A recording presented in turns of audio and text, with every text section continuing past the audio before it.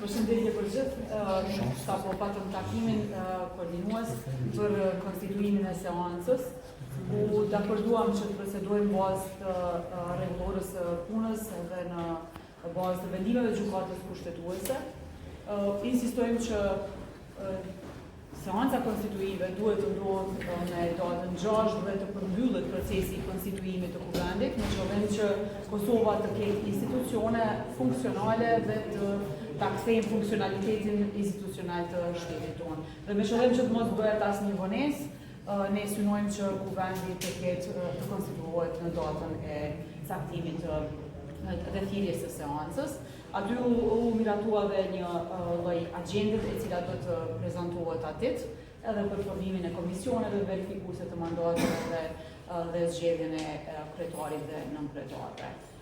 Kaq ishte, ne dham kontributin tonë për aq kohë sa respektohen vendimet e gjykatës kushtetuese dhe rregullorës së punës së kuvendit, edhe dëshirojmë që sa më shpejt të japim institucione shtetit tonë. Zënë shumë këtu pritet që të kthehemi takimeve me vendosjen për të përmarrë qeverinë dhe zgjedhjen e presidentit në Kosovë.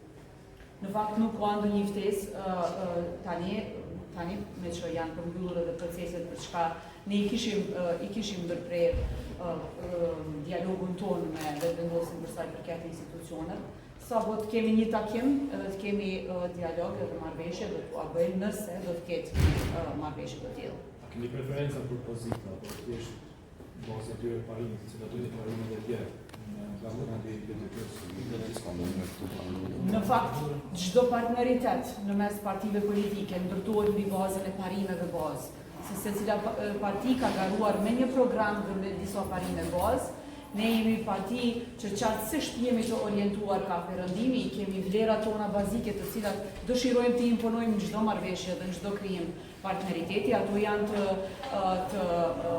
të thëna e të stërthëna gjatë edhe fushatave tona, dialogu mbi partneritetin edhe mbi një marrëveshje eventuale, ndërtohet para se gjithashtu mbi parimet, edhe mbi pozitat, por fillimisht duhet të dakordohemi mbi parimet, qëllimet, objektivat e programit tonë, ka dojmë me i orientu Kosovën në vitet e ardhshme, e pastaj pozitat janë një çështje e Zonja Lushaku.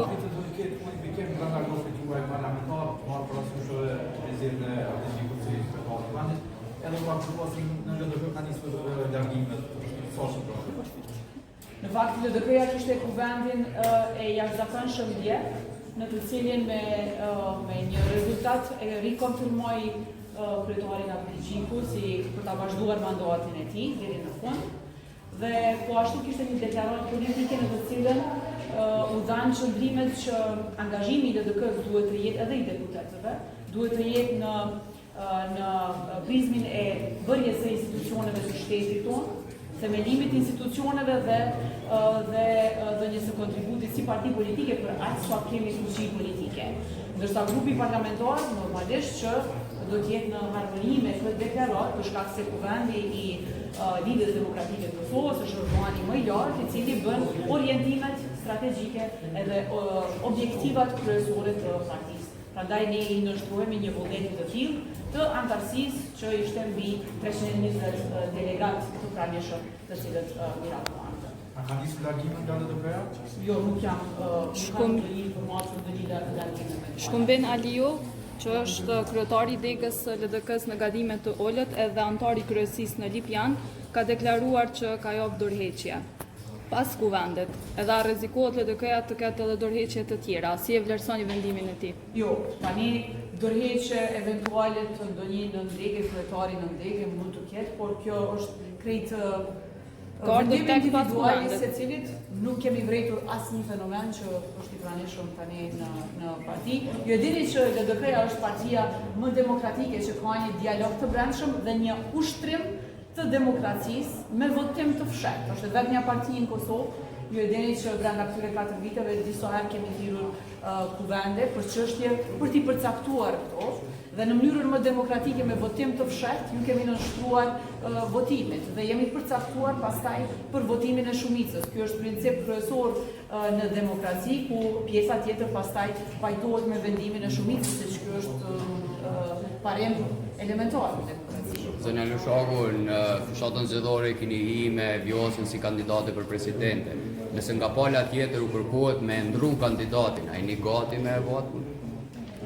Tani në dialog shkohet për të negociuar dhe për të dalë në një rezultat. Duhet parë të gjitha modalitetet. Ajo që është e rëndësishme është se ne, ashtu siç kemi thonë edhe më herët, ne jemi të angazhuar që partisë qeverisëse të mos i takojnë 3 pozitat kryesore me qëllim të ruajtjes së balancit politik.